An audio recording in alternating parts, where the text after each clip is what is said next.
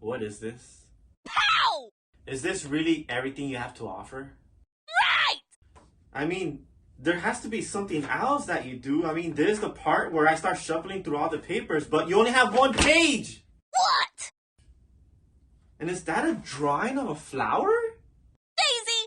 Well, I know it's your name, but it doesn't necessarily mean that it has to be your trait. I mean, you don't see Peach walking around with the peach on her chest. Or maybe it's under her dress.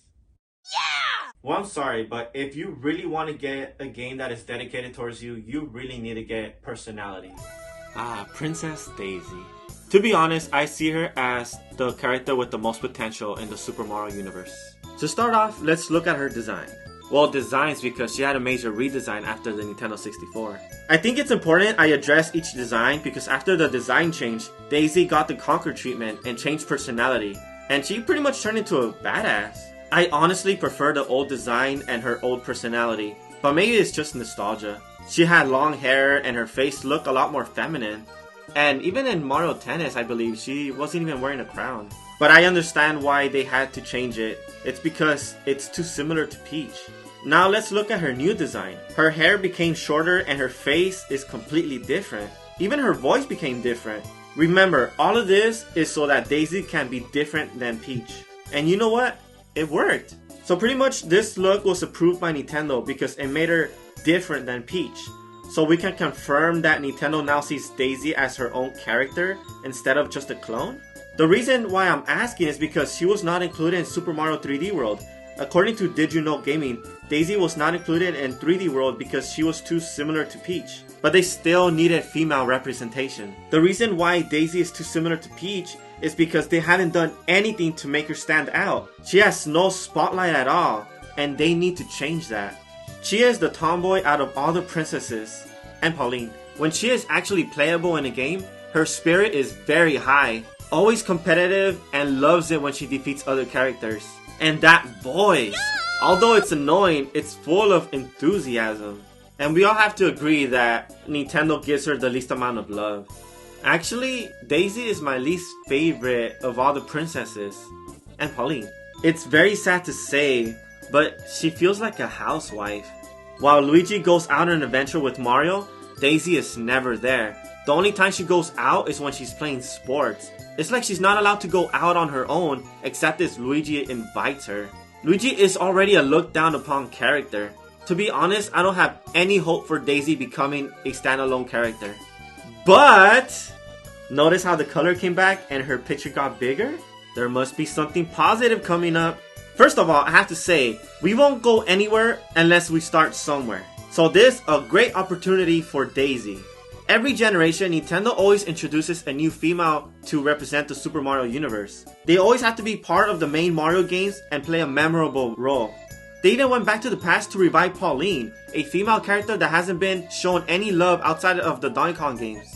That's proof that Nintendo is willing to go back to the past and revive older characters.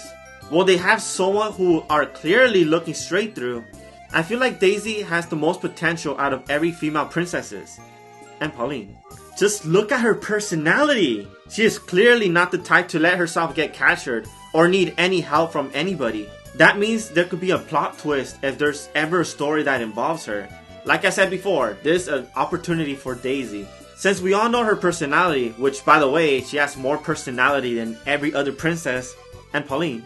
Since we all know her personality, we would easily love any story she would be put in because all we want to know is how she would react to those situations.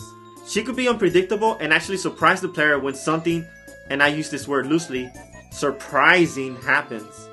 Let's face it, Mario games are so predictable. And I'm talking about the final boss. Of course it's Bowser, but what I'm trying to say is that every time we think we defeated Bowser, something happens that makes the final fight harder or more dramatic.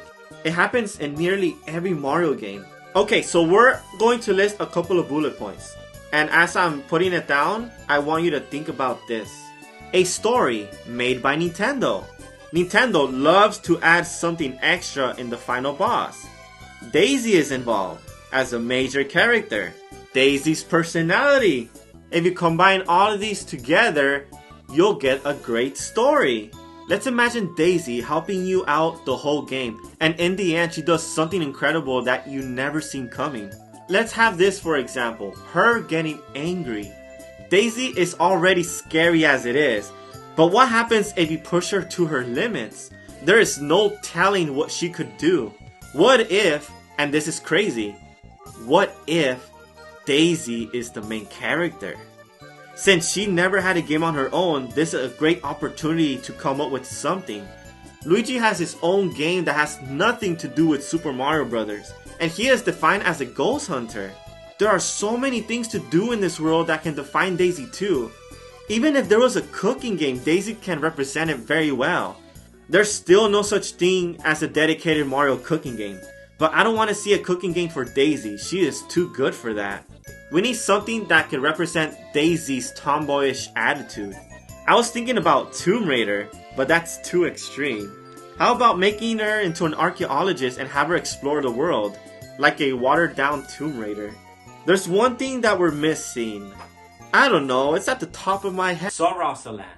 The Mushroom Kingdom alone has expanded to so many worlds. The same thing can be done with Sorosaland.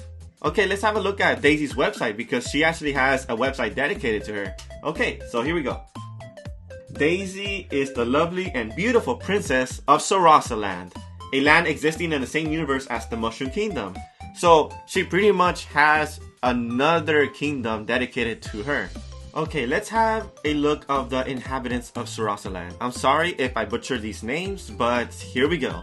We have Bitodon. Bitodon is a monster that flies around until you shoot at it or if you stomp at it. You have Biokinton. It's a cloud that shoots chickens at you. And we have Bombshell Koopa, a Koopa that you stomp on but explodes instead. And then we have another one called Urinboo. Just imagine a Paratroopa, a red one with wings that goes up and down. But now just imagine that Paratroopa shooting you. This is pretty much what it is.